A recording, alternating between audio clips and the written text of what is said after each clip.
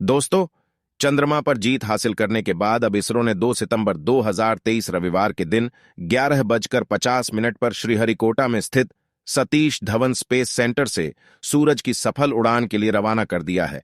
भारत का यह पहला सूर्य मिशन है जो कि सूर्य के पास जाकर सूरज के बारे में स्टडी करेगा। दोस्तों, आप सभी के मन में यह सवाल जरूर आ रहा होगा कि यूं सूर्ययान आदित्य L1 सूरज की जलती गर्मी का सामना कैसे करेगा। सूर्ययान आदित्य L1 इस समय कहां पर पहुंचा और आदित्य L1 सूरज पर कब तक पहुंचेगा, जानेंगे इन सभी सवालों को। वीडियो को लास्ट तक देखना। चंद्रयान 3 को चांद पर पहुंचने में 1 महीना 10 दिन का समय लगा था, जबकि आदित्य L1 को अपने लक्ष्य तक पहुंचने में लगभग 4 महीने का समय लगेगा, क्योंकि चंद्रयान को लगभग 3,84,000 किलोमीटर की दूरी पर जाना था, जबकि सूर्ययान को धरती से लगभग 10.5 लाख किलोमीटर की दूरी पर जाना है। लेकिन यह सफर इतना भी आसान नहीं होने वाला है। इसका सफर चंद्रयान 3 से काफी ज्यादा मुश्किलों से भरा होने वाला है। दोस्तों, पृथ्वी से 10.5 लाख किलोमीटर की दूरी इतना महत्वपूर्ण इसलिए है क्योंकि इस दूरी पर पृथ्वी का गुरुत्वाकर्षण बल और सूर्य का गुरुत्वाकर्षण बल किसी भी वस्तु पर बराबर कार्य करता है, जिससे कि किसी भी यान पर नेट गुरुत्वाकर्षण बल शून्य हो जाता है। इसके लिए काफी ज्यादा powerful rocket launch vehicle PSLV-57 का इस्तेमाल किया गया है। चंद्रयान 3 का सफल होना वैज्ञानिकों को और भी भरोसा दिलाता है कि हमारा सूर्य मिशन जरूर सफल होगा। आपको बता दें कि हमारा आदित्य सूर्ययान इस समय पृथ्वी की पहली कक्षा को छोड़कर दूसरी कक्षा में प्रवेश कर चुका है। सूर्ययान की कक्षा 5 सितंबर दिन के लगभग सुबह 3 बजे बदला गया है। इसकी दूसरी कक्षा का बदलाव इसरो के वैज्ञानिकों ने बताया है कि 10 सितंबर दिन के 2:30 पर किया जाएगा। आपको बता दें कि चंद्रयान 3 की तरह यह सूरज पर लैंड नहीं करेगा, बल्कि सूरज से कुछ दूरी पर स्थित बिंदु पर रहकर सूरज की स्टडी करेगा। आदित्य L1 को बिंदु तक पहुंचने में करीब 4 महीने का समय लगेगा।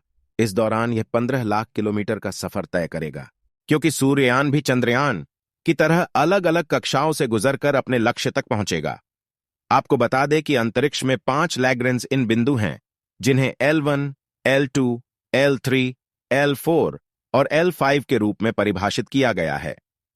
एक ऐसा पॉइंट है जो बिना किसी रुकावट के सूर्य के निरंतर अवलोकन की अनुमति देता है। अंतरिक्ष यान सूर्य की विभिन्न परतों और अंतरिक्ष मौसम पर इसके प्रभावों का अध्ययन करने के लिए आदित्य L1 के पास ढेर सारे उपकरण हैं। यह मिशन सौर गतिविधि और हमारे सौर मंडल पर इसके प्रभाव के बारे में बहुमूल्य वैज्ञानिक जानकारी प्रदान करेगा। अगर अब इस मिशन के उद्देश्य की बात करें तो इसका पहला उद्देश्य सूर्य के वायुमंडल और कोरोना के संरचना और गतिशीलता के बारे में अध्ययन करना है। साथ ही CMBS यानी कोरोनल मास इंजेक्शन की उत्पत्ति और विकास को समझना है, और इसका दूसरा उद्देश्य सौर गतिविधि और अंतरिक्ष मौसम के बीच संबंधों को समझकर अध्ययन करना और साथ ही सौर गतिविधि के प्रभावों को पृथ्वी के वातावरण और जलवायु को समझना है। सूर्ययान पृथ्वी की 5 चक्कर लगाने के बाद 6वें चक्कर में पृथ्वी की कक्षा को छोड़कर अंतरिक्ष में चला जाएगा। जैसा कि आप देख सकते हैं कि कैसे आदित्य L1 पृथ्वी की कक्षा को छोड़कर बाहर निकलेगा और काफी ज्यादा स्पीड से आगे बढ़ेगा। उसके बाद यह पॉइंट के कुछ दूर पहले ही दोबारा घूमकर थोड़ी दूर पीछे आएगा।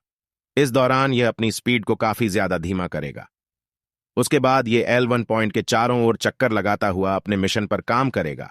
इस समय सूर्ययान 245 किलोमीटर इन 22,459 किलोमीटर की कक्षा में पृथ्वी का चक्कर लगा रहा है, और यह करीब 6 जनवरी 2024 के दिन L1 बिंदु तक पहुंचेगा।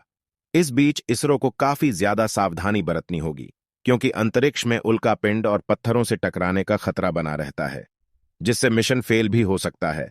तो चलिए सूरज के बारे में आपको थोड़ी सी जानकारी दे दें। सूर्य हमारे ब्रह्मांड का हिस्सा है।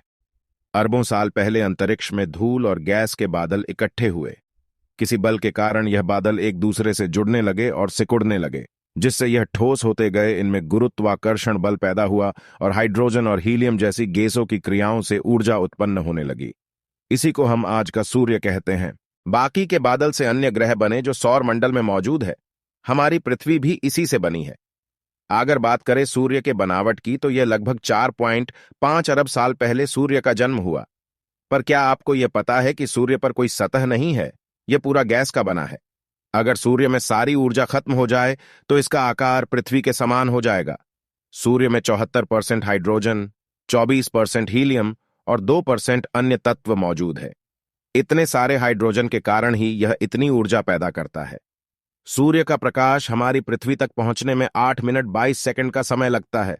सूर्य का आकार इतना बड़ा है कि इसमें सौरमंडल के सारे ग्रह और 166 उपग्रह, कई धूमकेतु और उल्कापिंड को मिला दिया जाए तो भी सूर्य के सामने वह कुछ नहीं है। वैज्ञानिकों के अनुसार सूर्य इतना बड़ा है कि इसमें 13 लाख पृथ्वियां समा सकती है। सूर्य का गुरुत्वाकर्षण पृथ्वी की तुलना में 28 गुना ज्यादा है। मतलब अगर पृथ्वी पर आपका वजन 50 केजी है तो सूर्य पर आपका वजन 1400 केजी होगा। चलिए, आज के लिए बस इतना ही। वीडियो अच्छी लगी हो तो एक लाइक जरूर करें और अपने मित्रों के पास शेयर करें ताकि उन्हें भी जानकारी मिल सके। मिलते हैं अगले वीडियो में, तब तक के लिए धन्यवाद।